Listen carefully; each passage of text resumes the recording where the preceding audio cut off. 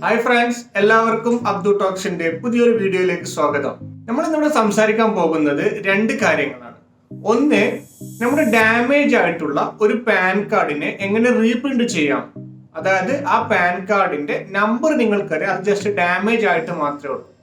രണ്ടാമത്തെ കാര്യം, നിങ്ങളുടെ കയ്യിൽ നിന്നും നഷ്ടപ്പെട്ടു പോയതും എന്നാൽ പാൻ കാർഡിന്റെ പാൻ നമ്പർ നിങ്ങൾക്ക് അറിയാത്തതുമായിട്ടുള്ള സാഹചര്യത്തിൽ എങ്ങനെയാണ് ഒരു പാൻ കാർഡിനെ റീപ്രിന്റ് ചെയ്യാം എന്നുള്ളത്.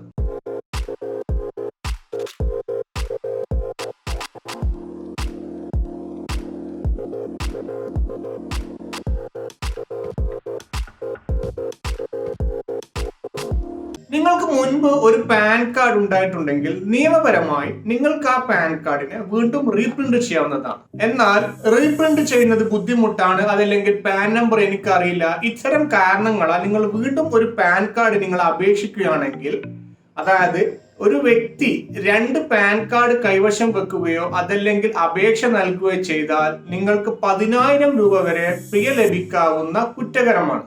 ആദ്യം നമുക്ക് നമ്മുടെ കൈവശമുള്ള, അതായത് ഡാമേജ് ആയിട്ടുള്ള പാൻ കാർഡിനെ എങ്ങനെ റീപ്രിന്റ് ചെയ്യാമെന്ന് നമുക്ക് നോക്കാം. ഇത് വളരെ എളുപ്പമാണ്, കാരണം നിങ്ങളുടെ പാൻ നമ്പർ നിങ്ങൾക്കറിയാം. അതായത് ഒരു പാൻ കാർഡ് റീപ്രിന്റ് ചെയ്യണമെങ്കിൽ പാൻ നമ്പർ നിർബന്ധമാണ്. ഞാൻ ഇതിന് തൊട്ട് മുൻപ് ചെയ്ത ഒരു വീഡിയോ ഉണ്ട്, അതായത് പാൻ കാർഡ് സീരീസിലെ പാർട്ട് 6, അതായത് പാൻ കാർഡിലെ വിവരങ്ങളൊക്കെ എങ്ങനെ തിരുത്താം എന്നൊരു വീഡിയോ ഞാൻ ചെയ്തിട്ടുണ്ട്. ഈ വീഡിയോ പ്രകാരം നിങ്ങളുടെ പാൻ കാർഡിനെ നിങ്ങൾക്ക് റീപ്രിന്റ് ചെയ്യാവുന്നതാണ്. ഇനി നിങ്ങളുടെ പാൻ കാർഡിൽ എന്തെങ്കിലും വിവരങ്ങൾ നിങ്ങൾക്ക് തിരുത്താനുണ്ടെങ്കിൽ നിങ്ങൾ ഇത് റീപ്രിന്റ് ചെയ്യുന്നതോടൊപ്പം നിങ്ങളുടെ വിവരങ്ങളും നിങ്ങൾക്ക് തിരുത്താവുന്നതാണ്. ഇനി രണ്ടാമത്തെ കാര്യം, എങ്ങനെയാണ് നഷ്ടപ്പെട്ടു പോയതും അതല്ലെങ്കിൽ പാൻ നമ്പർ അറിയാത്തതുമായ സാഹചര്യത്തിൽ ഒരു പാൻ കാർഡിനെ റീപ്രിന്റ് ചെയ്യുക എന്നുള്ളത്.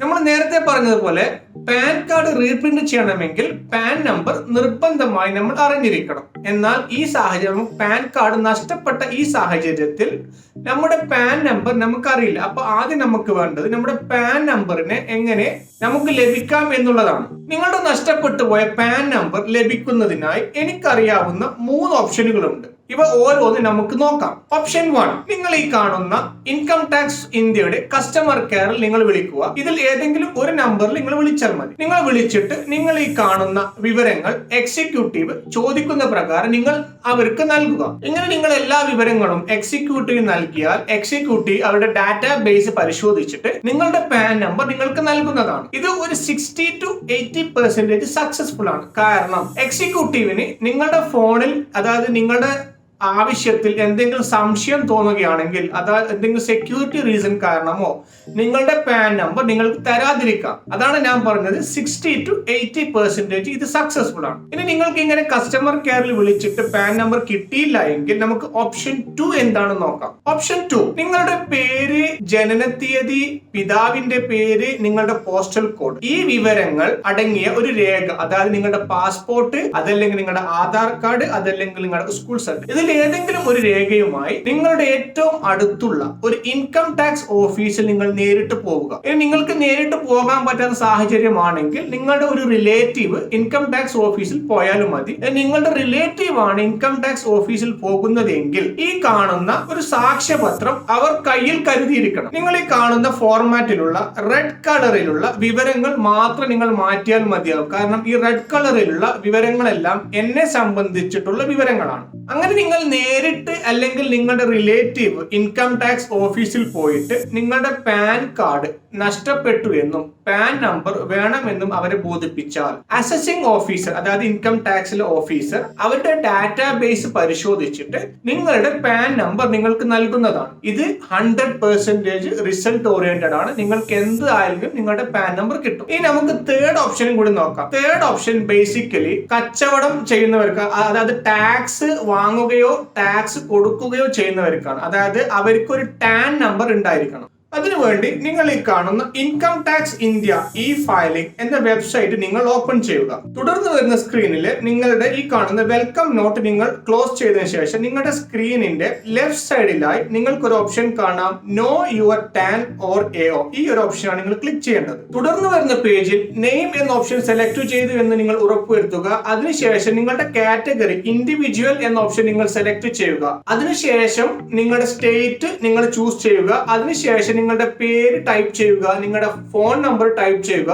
അതിനുശേഷം താഴെ കാണുന്ന കണ്ടിന്യൂ എന്ന ബട്ടൺ നിങ്ങൾ പ്രസ് ചെയ്യുക. തുടർന്ന് നിങ്ങളുടെ ഫോണിൽ വരുന്ന OTP നിങ്ങൾ ഇവിടെ ടൈപ്പ് ചെയ്തതിനു ശേഷം നിങ്ങൾ വാലിഡേറ്റ് എന്ന ഓപ്ഷൻ ക്ലിക്ക് ചെയ്യുക. നിങ്ങൾ വാലിഡേറ്റ് എന്ന ഓപ്ഷൻ ക്ലിക്ക് ചെയ്യുന്നതോടുകൂടെ നിങ്ങൾ കൊടുത്ത പേര് പ്രകാരമുള്ള പാൻ നമ്പർ അതല്ലെങ്കിൽ പാൻ കാർഡുമായി ബന്ധപ്പെട്ട എല്ലാ പേരുകൾ നിങ്ങൾക്ക് കാണാവുന്നതാണ്. ഇതിൽ നിങ്ങളുടെ വ്യക്തമായ നിങ്ങളുടെ ശരിയായ പേര്, അതായത് നിങ്ങളുടെ പേര് ഇതിൽ ഉണ്ടെങ്കിൽ ആ പേര് നിങ്ങൾ ഒന്ന് ക്ലിക്ക് ചെയ്ത് കഴിഞ്ഞാൽ ആ പേരുമായി ബന്ധപ്പെട്ട ടാൻ നമ്പർ നിങ്ങൾക്ക് ആദ്യം കാണാം. ഇനി സ്ക്രീനിന്റെ തൊട്ട് താഴെയായിട്ട് ആ വ്യക്തിയുടെ പാൻ നമ്പർ നിങ്ങൾക്ക് കാണാവുന്നതാണ്.